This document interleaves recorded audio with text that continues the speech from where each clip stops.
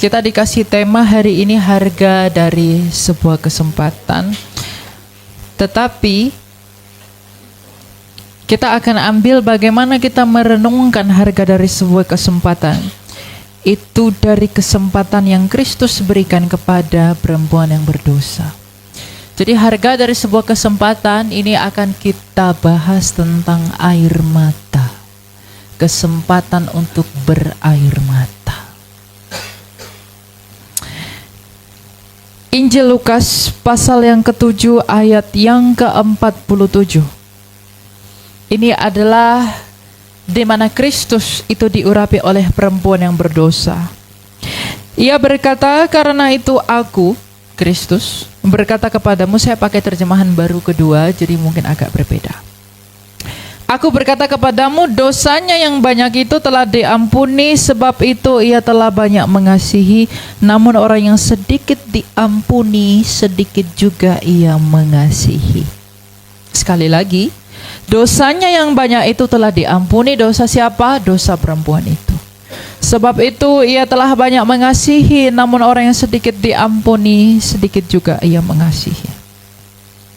Dalam hal kembali kepada Allah, dalam hal berbaliknya kita sebagaimana anak yang hilang kembali kepada bapaknya. Apakah yang membuat kita kembali kepada Allah? Apakah yang membuat kita datang kembali kepada Allah? Apakah karena kita melihat ada sesuatu yang tidak terpenuhi di dapurmu ketika dengan demikian engkau mendatangi Tuhan? Atau ketika engkau melihat bahwa anakmu butuh sesuatu maka engkau kembali kepada Tuhan? Atau karena engkau melihat ada sesuatu yang perlu kubutuhkan di rumahku sebagai perbendaharaan,ku sehingga aku butuh kembali kepada Tuhan? Aku kekurangan uangku sehingga aku datang kepada Tuhan. Atau aku kekurangan minuman di rumahku sehingga aku datang kepada Tuhan.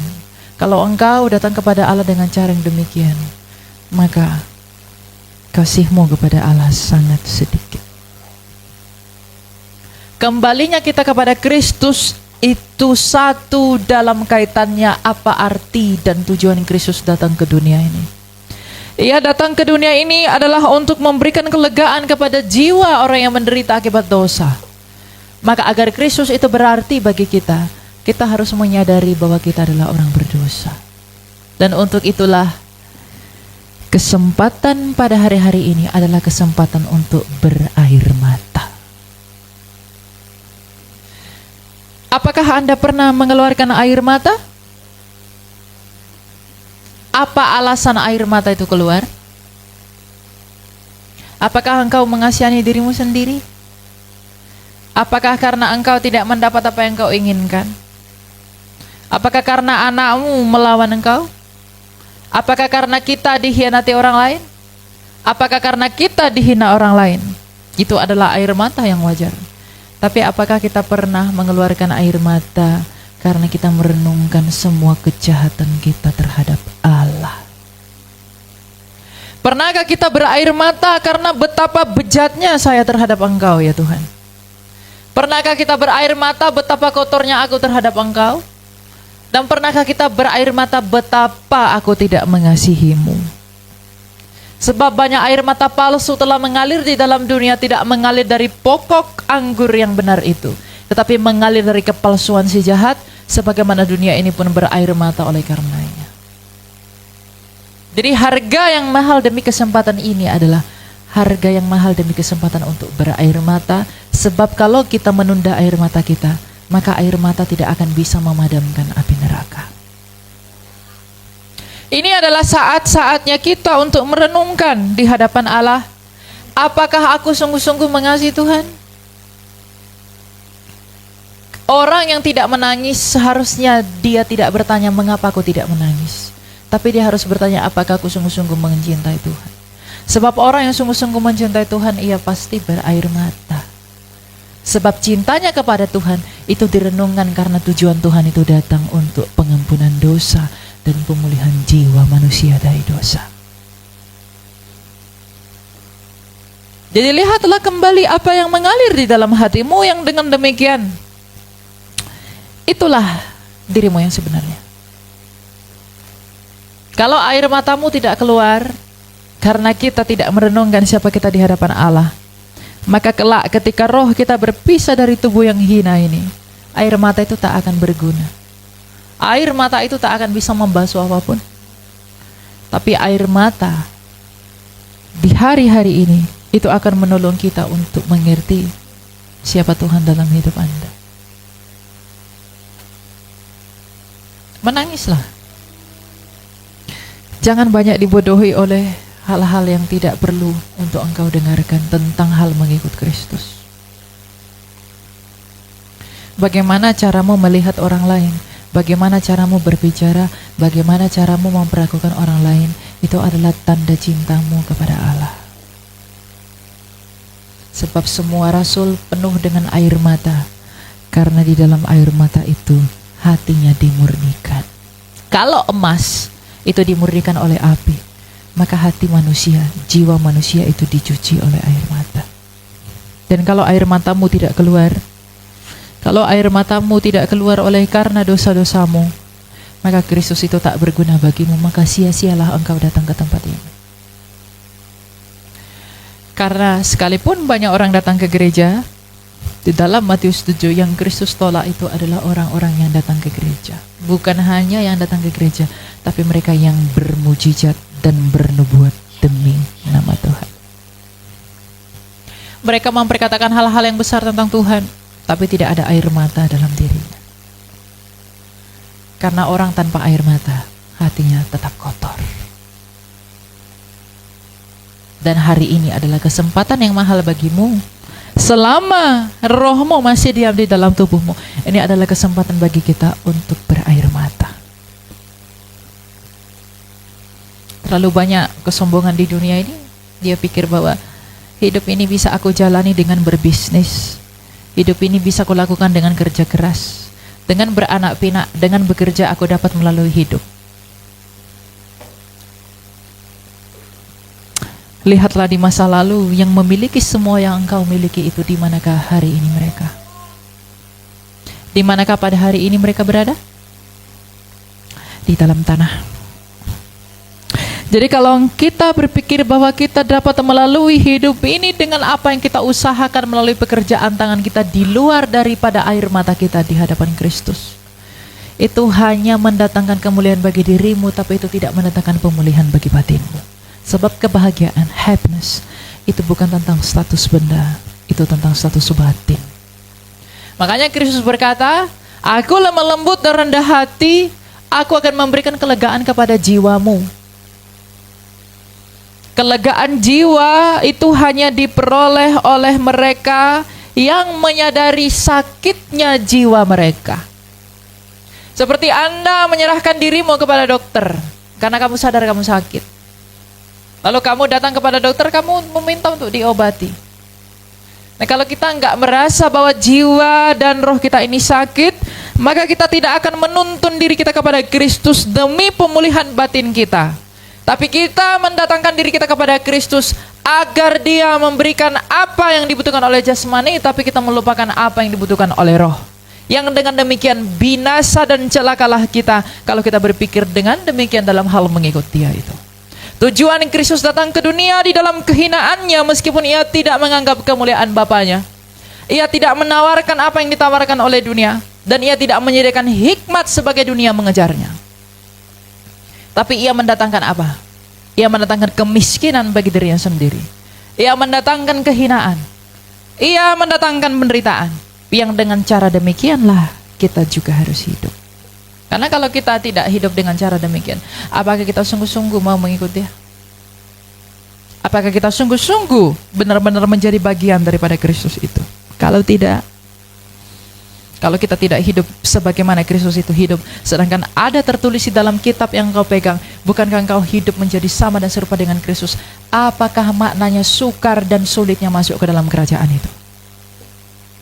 Kerajaan Allah itu sempit, pintunya itu sempit. Jangan kita berpikir ketika saya dibaptis lalu saya hidup dengan usaha saya berusaha memperjuangkan apa yang perlu saya perjuangkan. Tapi kita melupakan makna yang terpenting menjadi Kristen itu, yang adalah merelakan diri kepada kehendak dan kuasa Kristus. Ingat, Kristus datang itu karena dosa. Jadi kalau kamu tidak merenungkan dosamu, dia tak berguna bagimu. Kalau kamu datang kepada Kristus, saya datang kepada Kristus hanya karena Tuhan, saya butuh ini, you pilih Tuhan. Kamu membuat dia jadi babumu, bukan jadi Allahmu.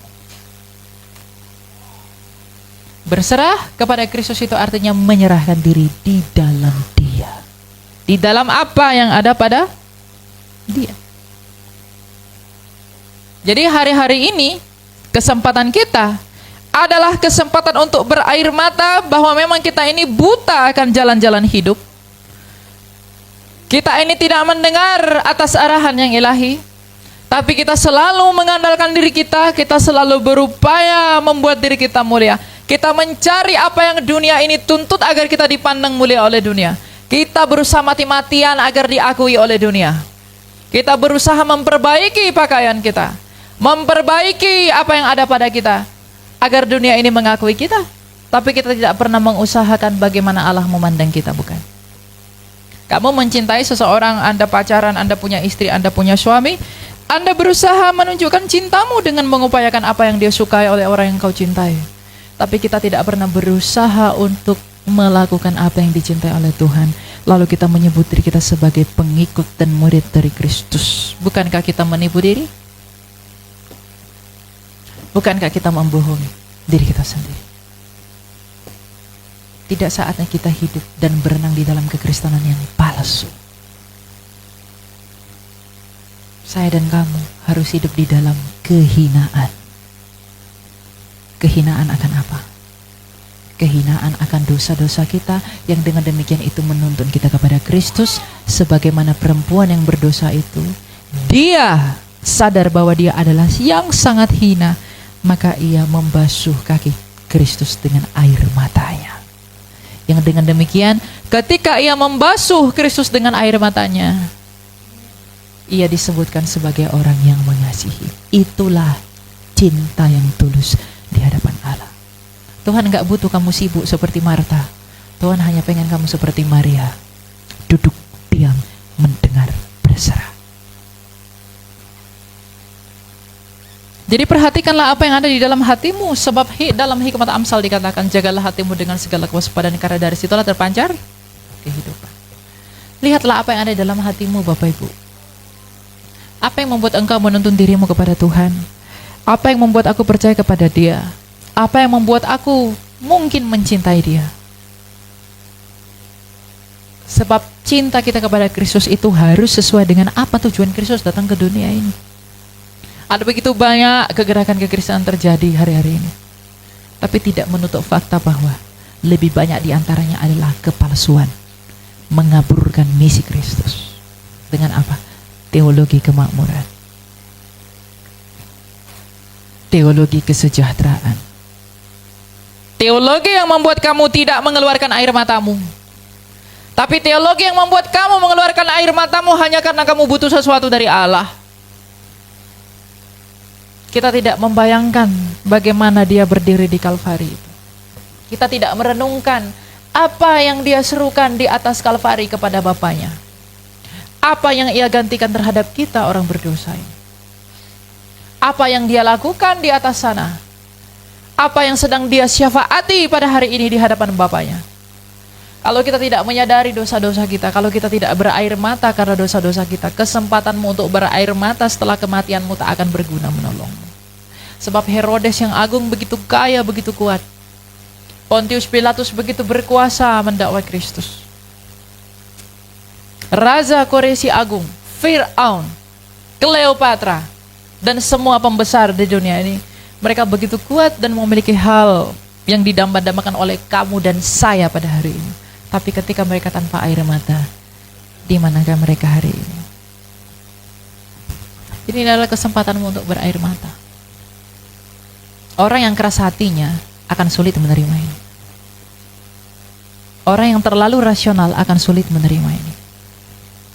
Jadi kalau air matamu tidak pernah keluar dari dirimu karena dosa-dosamu, engkau bahkan tak mengerti apa arti mengikut Kristus itu. Karena Kristus itu datang menghancurkan kesombongan. Setan itu tidak takut kamu tidak makan. Karena setan tuh nggak takut ketika kamu puasa. Karena setan tuh nggak makan. Setan tuh tidak takut ketika kamu tahu banyak firman. Setan lebih tahu. Dia gunakan banyak firman untuk menjatuhkan Kristus.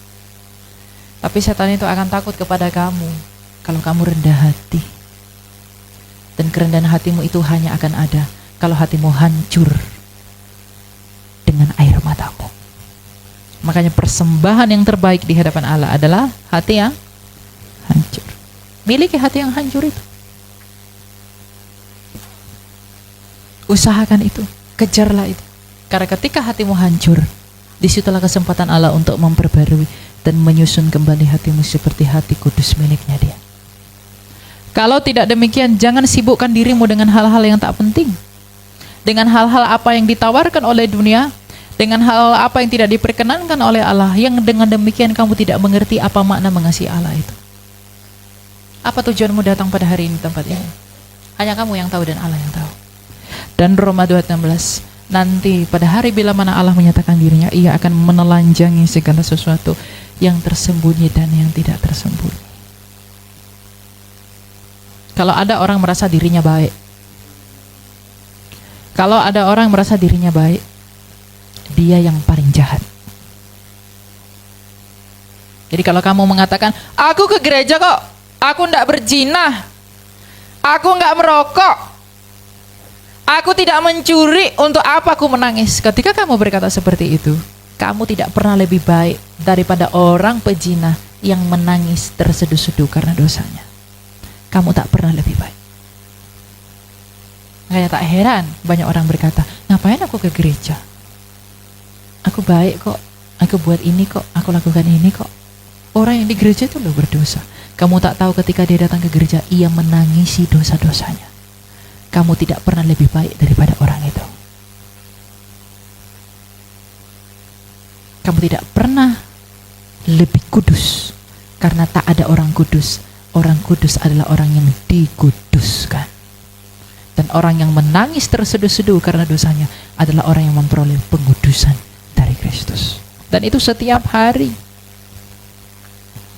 Nah, apakah kita mengajar ini? Apakah kita mencari semua ini? Apakah kita menginginkan ini sebagai keinginan dari roh kita? Kalau tidak, apakah arti nyanyianmu itu?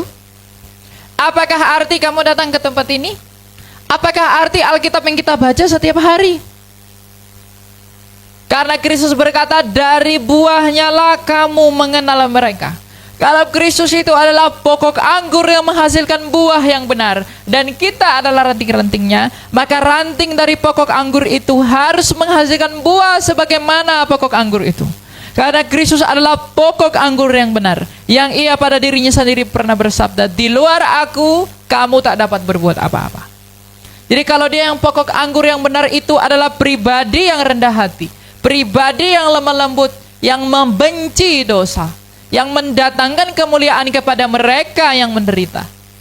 Maka kalau kita mau mengikut Dia dan kita adalah ranting-ranting dari Dia, maka buah-buah hidup kita pun harus sebagaimana Kristus itu hidup. Kalau kamu mengatakan aku pengikut Kristus, tapi hatimu penuh dengan nafsu dunia, kamu tamak mengejar kekayaan, kamu tamak mengejar kemuliaan dunia, agar kau diakui, agar engkau dipuji oleh dunia, agar kamu dicintai oleh orang-orang lain dengan maksud-maksudmu yang licik. Kalau Dia yang adalah Tuhanmu hidup dalam penderitaan, hidup dalam kemiskinan, hidup dalam kesederhanaan, siapakah engkau yang adalah hamba ingin melebihi Dia? Sebagaimana Tuhanmu hidup, bukankah hamba lebih rendah dan tidak pernah lebih tinggi daripada Tuhan?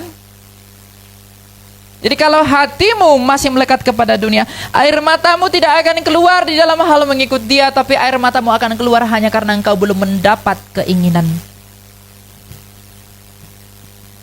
badanmu. Air mata itu banyak yang palsu. Oleh karena itu, inilah kesempatan kita. Hari ini adalah kesempatan kita untuk mengeluarkan air mata yang sejati. Iman, pengharapan, dan kasih yang terbesar di antaranya adalah oleh karena kasihlah kita memiliki iman, oleh karena iman kita memiliki pengharapan. Rasul Yohanes mengatakan di dalam ketakutan tidak ada kasih. Jadi kalau kamu takut, kamu tidak mengasihi Allah. Kalau kamu takut mati, takut sakit penyakit, takut miskin. Ketiga hal ini, kalau kamu takut tiga hal ini, imanmu masih palsu. Imanmu itu palsu. Takut mati, takut miskin, takut menderita, takut teraniaya. Kalau kamu masih takut kepada hal-hal ini, imanmu masih palsu. Sebab iman Paulus yang sejatilah membuat ia tidak takut mati demi Kristus. Iman yang sejati di dalam Petrus maka ia tidak takut miskin, meninggalkan mertua dan keluarganya pergi ke Roma.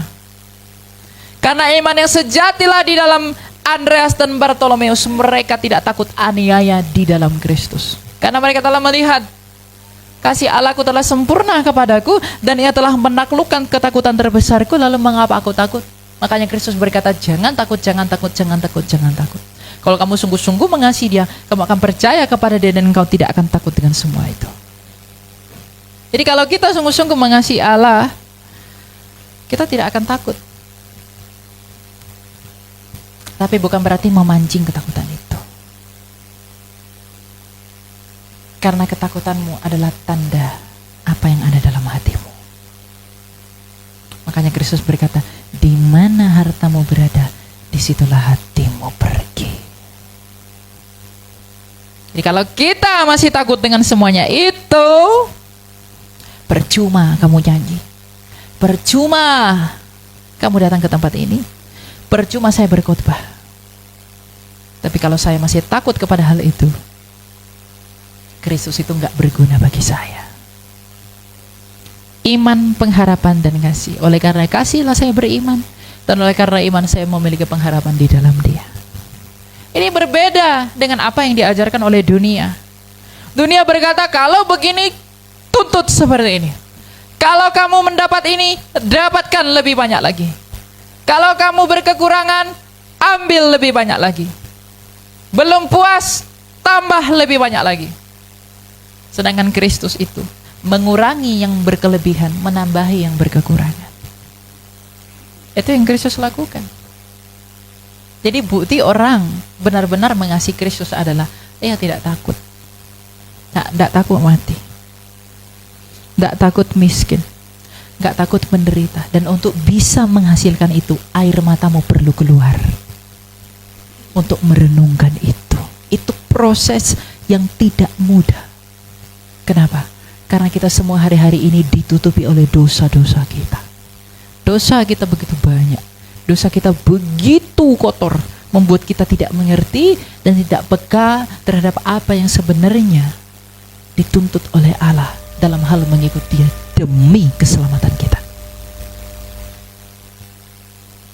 Kejarlah hal ini semua. Kejarlah air mata itu. Agar ketika air mata itu keluar, kemunafikan kita, kepura-puraan kita, kepalsuan kita, semua itu ditelanjangi dengan kesadaran penuh dalam mengikut Tuhan. Mungkin kamu bisa menutupi ambisimu yang tersembunyi itu dalam mengikut Tuhan, tapi Tuhan bisa tahu itu. Dan nanti kelak di pengadilannya, ketika Ia datang sebagai Raja, Ia akan melihat dan memperlihatkan semua yang tak kelihatan dan yang kelihatan itu. Apa yang paling kuat dalam hatimu, itulah Tuhan. Jadi renungkanlah apa yang menjadi sukacitamu yang terbesar di antara segala sesuatu yang pernah kamu lihat dan yang pernah kamu dengar. Apakah yang menjadi sumber sukacitamu? Apakah yang menjadi sumber sukacitamu adalah karena saya pada akhirnya memperoleh apa yang saya inginkan selama ini? Atau memang karena Kristus itu telah mengampuni dosa-dosamu? Tujuan Kristus itu datang untuk mengampuni kita, bukan? Tidak ada berkat yang lebih besar daripada pengampunan. Gak ada. Percuma kamu punya semua yang ada di dunia ini, tapi kamu kehilangan jiwamu. Buat apa? Buat apa semua itu? Jangan kejar yang palsu, kejar yang benar. Kita ini hari ini banyak ditipu, banyak tertipu. Orang Kristen harus begini, orang Kristen harus begini, diatur segala macam, tapi dia lupa yang terpenting adalah mencari kerajaan itu. Kerajaan itu yang terpenting untuk dicari, bukan yang dihasilkan dari kerajaan itu. Karena tanpa kerajaan itu dicari, jiwamu tak akan mendapat ketenangan. Kita tidak akan mendapat damai sejahtera yang daripada Allah, karena damai sejahtera dari Allah hanya bisa datang kalau kita rendah hati, rela, dan berserah. Orang yang rendah hati adalah mengakui ketidakberdayaannya di hadapan Allah. Orang yang rendah hati adalah mengakui kegagalannya di hadapan Allah. Sekalipun engkau dapat melakukan apapun yang ada dalam hidupmu, tapi bertingkahlah seolah-olah engkau menjadi seperti bayi. Kristus berkata, kalau engkau tidak menjadi seperti anak kecil ini, engkau tidak akan masuk dalam kerajaan Allah. Anak kecil di sana bukan anak kecil yang bisa lari-lari. Anak kecil di sana infant, yang artinya seperti bayi. Ya, itu tidak dapat berbuat apa-apa. Tapi apapun yang dilakukan orang tuanya terhadap bayi itu adalah yang terbaik buat dia. Maka orang-orang Kristen pun harus berlaku seperti bayi itu. Agar ketika ia menyerahkan sepenuhnya kepada Allah, sekalipun engkau tertampar oleh karena penderitaan, sekalipun engkau mengalami sakitnya penganiayaan, tapi itu Tuhan izinkan demi keselamatan kita. Karena Tuhan tak pernah pikirkan keuntunganmu. Tuhan tuh nggak pernah peduli dengan keuntunganmu. Dia tidak peduli keuntunganmu. Dia selalu peduli dengan keselamatanmu.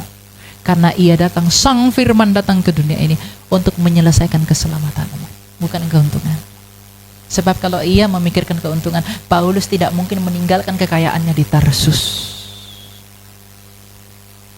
Sebab kalau ia memikirkan keuntungan, ia tidak mungkin menuntun Petrus ke Roma. Sebab tak ada yang diperoleh Petrus di Roma karena ia bukan warga Roma.